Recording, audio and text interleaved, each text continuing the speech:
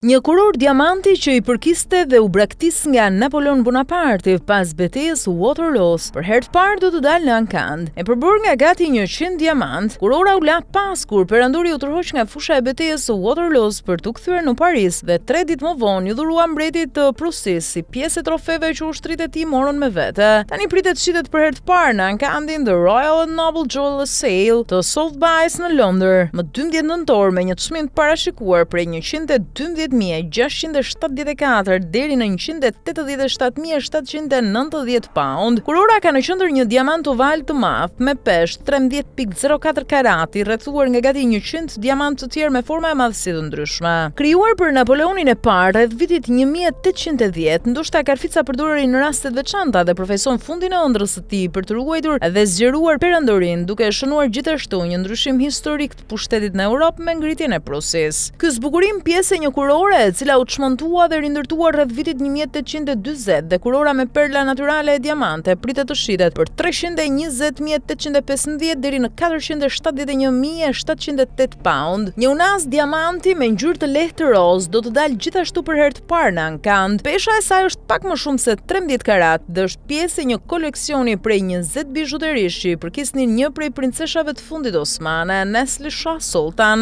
Unaza parashikohet të shitet për 226.483 deri në 377.472 pound.